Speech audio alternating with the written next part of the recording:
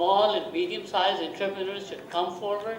There's a lot of money to be made in solar energy, in wind energy, and so on and so forth. And I think this, unless we go in that direction, we're going to have a lot of problems. Nobody's going to give us nuclear energy at this point. The oil and gas is becoming more and more expensive. We're running out of our own gas, and so we really have to look into this. Thank you for your comments, sir, and thank you to the rest of the audience for the questions, and thank you to our panel. Can I just request Mr. Javed Jabbar, member of the Board of Directors of SPDC, for the concluding remarks, please. Mr. Javed Jabbar.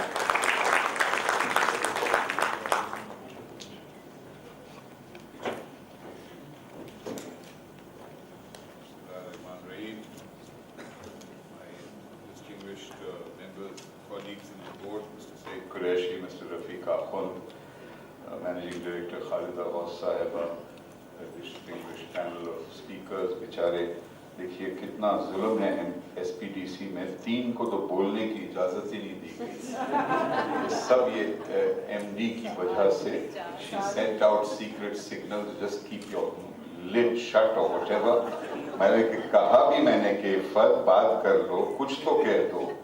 और महज is not even on staff, she's a consultant, but इतनी खौफज़दा है। और हालिम साहब तो वैसे ही इतने शरीफ लगते हैं कि उसे रिक्वेस्ट करना ही मुश्किल। और कितने माशाल्लाह मौजूद लोग आज जमा हुए हैं, such fine company, really remarkable. The distinguished diplomatic corps is represented, parliamentarians are represented, scholars, academia. गलती से शायद मीडिया भी है, बेचारा मीडिया, मजलूब media is also here, and people who've served with honor and distinction different parts of government. SPDC staff is also here in unhealthily large numbers. Actually इनको तो बाहर निकाल देना चाहिए SPDC staff को, ताकि खालिसतन पता चले कि genuine visitors and innocent invitees यहाँ कितने हैं। But कम है ना, क्योंकि SPDC स्टाफ के स्पाउसेस को तो इजाजत नहीं थी लाने की, गर्लफ्रेंड्स, बॉयफ्रेंड्स, तादाद बढ़ाने के लिए। अच्छा ठीक है, so we have a reasonable number of non-SPDC people here and people of real substance, civil society campaigners, educationists. Thank you all for coming here. It's really remarkable on a subject like this, जो बज़ाहिर obviously लगता है बड़ा dry, क्योंकि सारा data डाल कर आपको थका दिया शायद हो। लास्ट ईयर भी ऐसा हुआ था, लेकिन माशाल्लाह बड़े रोशन चेहरे हैं, मुस्कुराहटें अभी मौजूद हैं। काश कि हम आइंदा से कुछ तस्वीरें भी, जैसे आपने इतना खूबसूरत रिपोर्ट बनाई, you made such a very good report Khalida, मुबारक हो आपको। Some human images in the presentation will also make a big difference, because the reports were available later, but at least we have the company of all of us here to emphasize the fact that this is about human beings. Though social impact or ghurbat ki jab baat hoti hai, when we talk about poverty, fortunately I don't see anyone here below the poverty line, mashallah. There are many people here who are far above the poverty line, on the 7th floor of the Avari Tower, in fact. Very high levels of prosperity are visible here.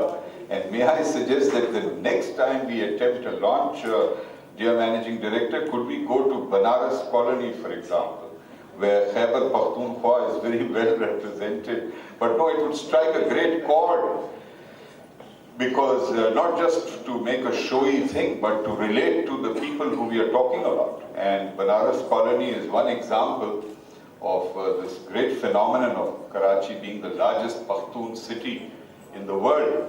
But it's not just about Khyber Pakhtunkhwa, this is all about Pakistan. और यही होता है कि while I would like to record my sincere felicitations to the remarkable team at SPDC, led so ably by Dr. Khalida Ghaus, on producing this 10th report, which does us all proud, especially the board of directors, who feel very privileged to work with such a fine, dedicated team. And I want to stress at the outset that the remarkable thing about SPDC, badi choti si jagah hai, we don't have our own building, we live in rented premises, and we have a very reasonable landlord. But for a center that is fairly modest, it is truly independent of several influences. One, it is independent of donor influence of the wrong kind. The tragedy in Pakistan, as you know, is that we are a very generous nation, but our philanthropists don't know about supporting think tanks. They will support hospitals, they will support schools, very generously handicapped people. But if you go to the country's great philanthropists and say, please support a think tank, you say, what is a think tank? It's more like a sink tank. We don't want to, kya fark padega? Think tank ab chala lenge, kya fark padega? So it's so sad that we have to go to overseas donors. Whereas in this country there are billions of rupees spent every year, very generously for philanthropy. So, does it place us in a position of dependence? We are going to the European Union, we are going to defend the British arm, or we are going to Canada, or we go sometimes to the Japanese, or whatever. Does it make us dependent on them? And I just want to assure you that the kind of approach that the board applies is we certainly listen to donors. We can't not listen to them because it's their money. But at the same time, we make it clear that we are not just going to be led by the nose by what they want us to do, while we gradually increase our own income generation capacity. So over the past 10 years, we've been in existence now about 15 years, we have actually gradually kept increasing our own capacity to generate income through independently conducted research or consultancies, and at the same time not becoming a consultant one can just come and buy. कि जी हम आपको 50 लाख रुपए देने के लिए तैयार हैं, आप हमारे लिए consultancy करें.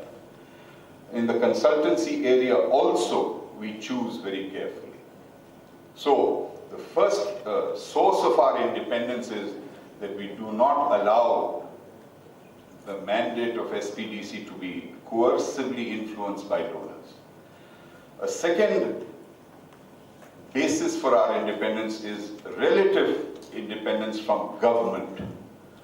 Even though we are not a governmental body, government can exercise a very strong influence. And there have been a couple of occasions where government in Islamabad was very unhappy with some of the analysis that some of our people did, or one or two people who worked with us, and they tried to send messages. So we tried to the best of our ability to resist हमारे क्या ज़राए और हुकूमत के क्या ज़राए. But we have managed to preserve our honor, and to the government's credit, they have not been interfering recently with us or being hypersensitive to something that we write or say, because they think that anything we do is, sorry, did I hear something? Sorry. They're busy somewhere else. They are busy somewhere else, Acha, thank God. Please keep them busy elsewhere, as long as they don't turn here. But the third dimension of independence is the board of directors. There are some apart from myself, there are some very eminent people on the board.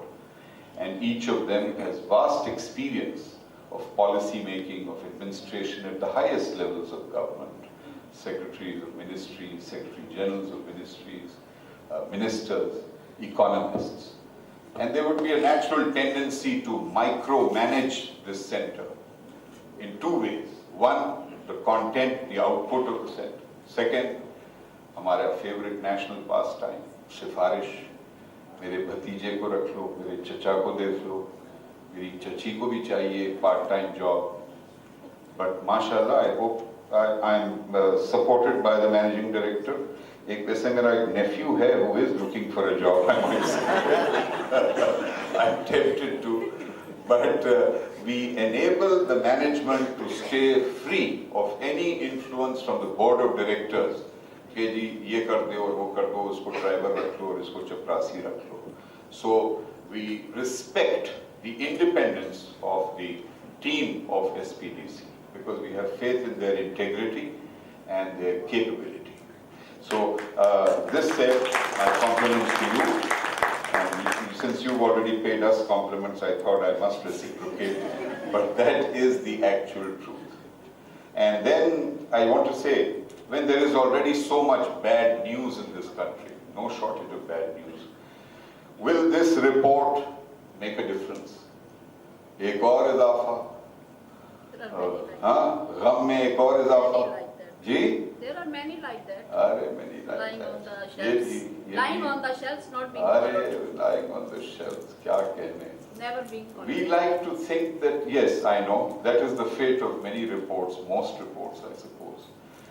But what we have also noticed is that over the years, some ideas that are published in each of our annual reviews are taken up for debate, either by donors, और ये बड़ी दिलचस्प बात है, when donors are negotiating with our government, sometimes they might use concepts or themes identified in our documents to argue with our own government. और एक अजीब व गरीब कैफियत कि we are empowering donors to help our own government to do something better than they were supposed to do. So that's one facet.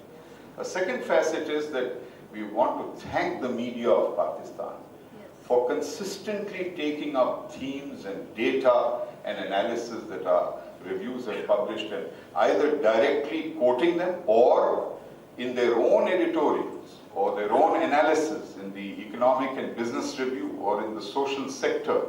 They have often reflected or quoted, and we don't mind not being quoted as long as we are able to introduce some themes and concepts for general public discourse.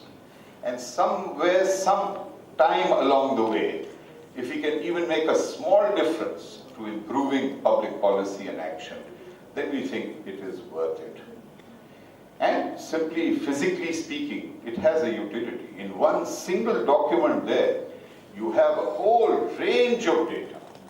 Pakistan-based data, official data, non-official data, overseas data, now conveniently available in one single source. You don't have to keep looking and searching. So there's a very practical utility to this annual review.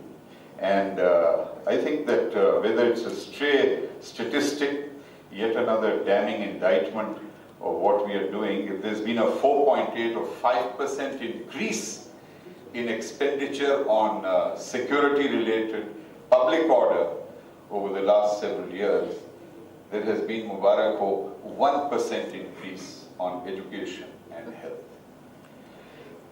And the irony strikes one.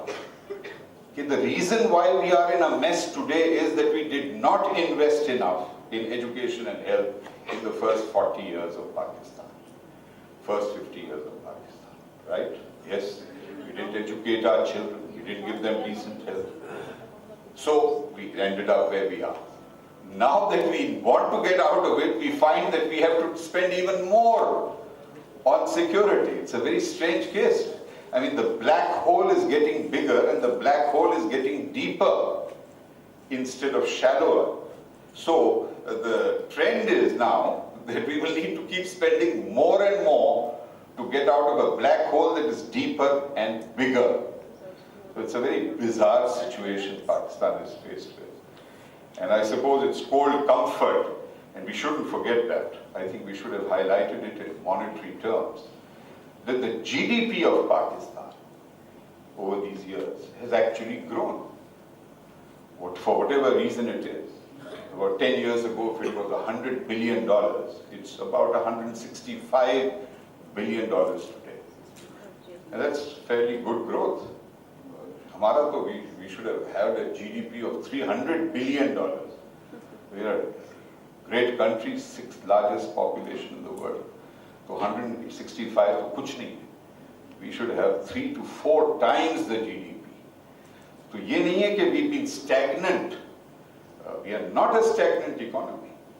Despite the bad indicators, we are actually, and All you have to do is go into the countryside, which I often do. I was in rural Islamabad the other day. A week ago, I was in rural Sindh again. My God, I am fascinated by where is all this energy coming from? बिल्डिंगें बनी जा रही हैं, घर लोग बना रहे हैं, छोटी-छोटी बिल्डिंगें खड़ी कर रहे हैं.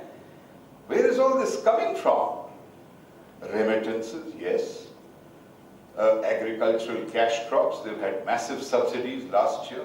Oh, people with small land holdings are sitting on very good piles of cash, which is not to mislead us from the general incidence of poverty. But the fact is that the GDP of Pakistan, despite our best efforts not to encourage growth, is actually growing. It just needs to grow much faster, of course. But I just want to perhaps conclude with a reference to 4 facets that strike my mind. In the light of all the data that is present in the report, the first facet that comes to mind is after the 18th Amendment, we are supposed to now have a greater quantum of provincial autonomy to deal with the social sector, primarily education and health. But Sawal is, so what's new? We didn't need the 18th Amendment to make the provinces realize that education and health, primary education and health have always been, virtually, since the 73 Constitution, provincial responsibilities. Ab fark, of course, ye hoga because of the NFC award, the provinces will have more resources. The question is, what have they been doing with the resources that they already had and have they done justice to it? The enormous challenge of building capacity at the provincial level, right here in Sindh. My God, we have terrible indicators, both in education and health. So, 18th Amendment ke baad to probably it should be more magnified, but it's time to stop finger pointing at the wretched federal government and look at each provincial government and its own capacity, and stop making excuses by blaming Punjab or blaming Islamabad. Maybe the interference is still there because of our curious political party system. But this facet highlights this, that both the law and order, and incidentally the other irony is that jab bhi hum Senate mein uthate the आवाज on law and order, I would be rudely put down by Ghulam Ishaq Khan, the chairman of the Senate, saying, Mr. Jabbar, don't raise this issue. Law and order is a provincial subject. Wow.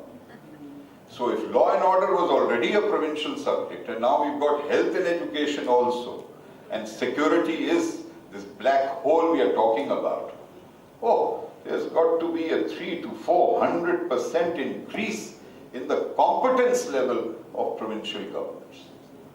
और साथ साथ कोई federal government में reduction का तो कोई सवाल ही नहीं है. The irony is they are all reassuring everyone in the federal government, we will not allow a single job to be threatened. So we will continue with a bloated federal government with less work to do, and now increasingly bloated provincial governments which will want to handle this and that because they've got NFC awards hopefully. So we are heading into a new challenge of personnel management and numbers. The second facet which strikes me is that this is not just Pakistan's problem.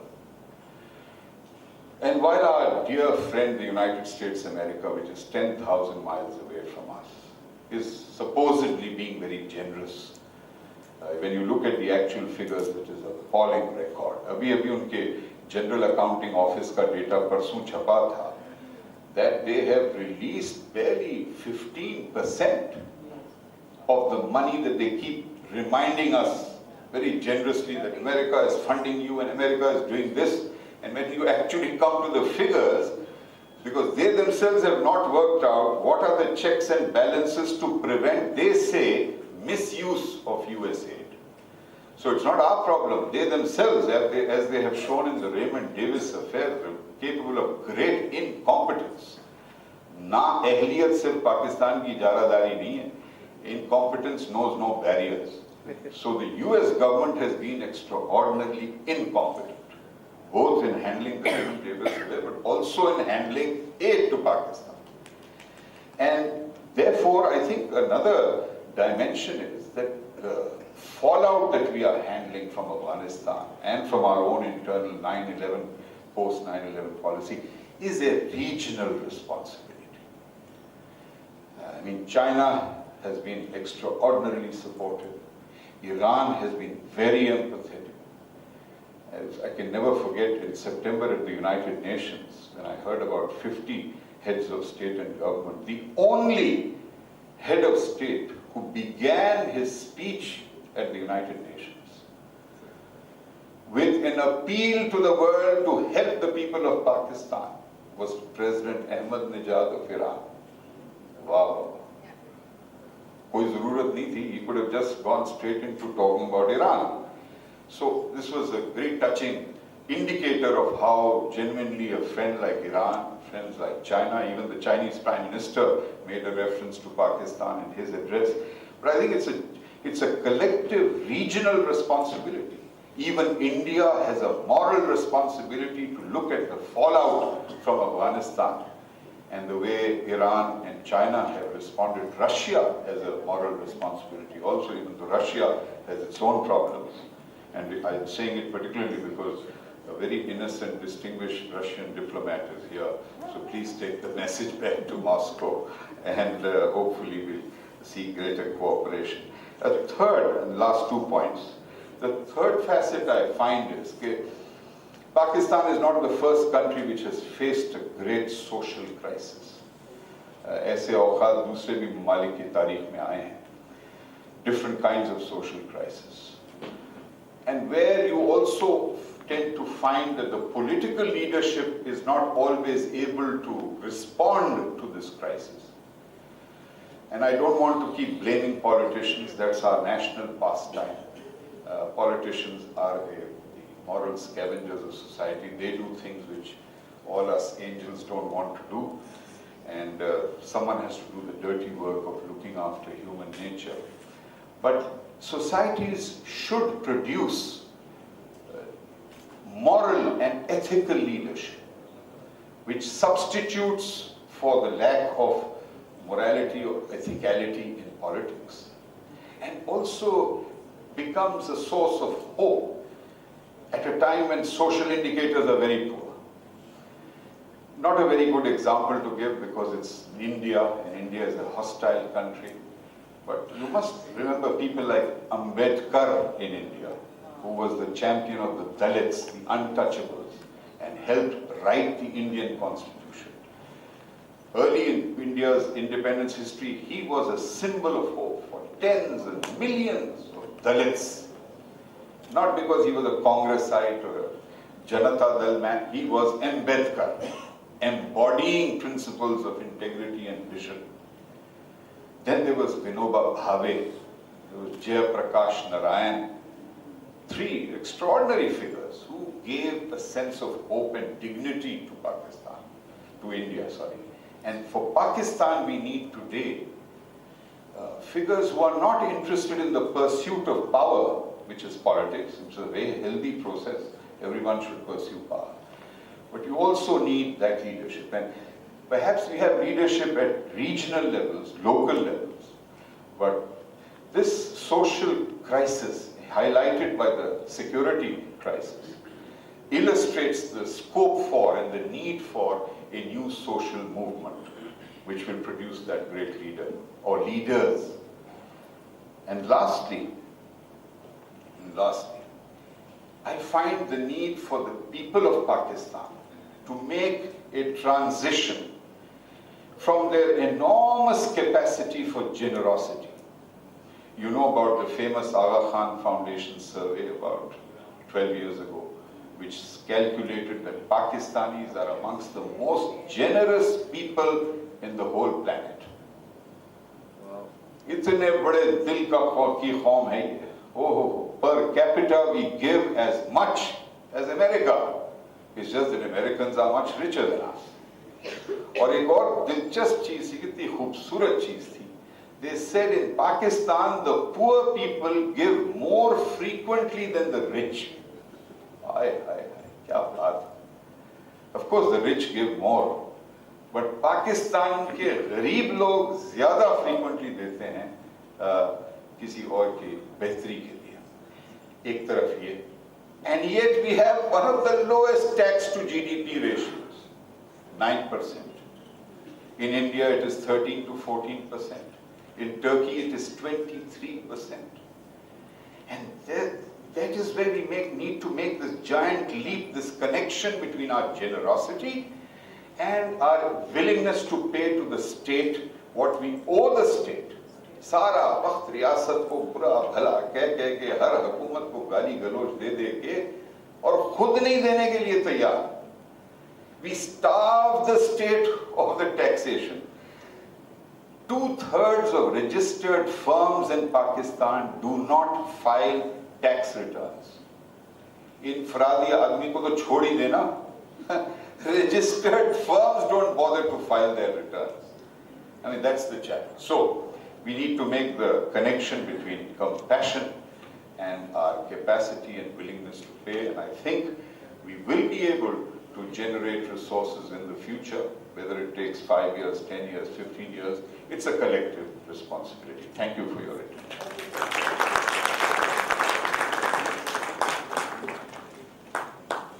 Thank you, Mr. Javed Jabbar.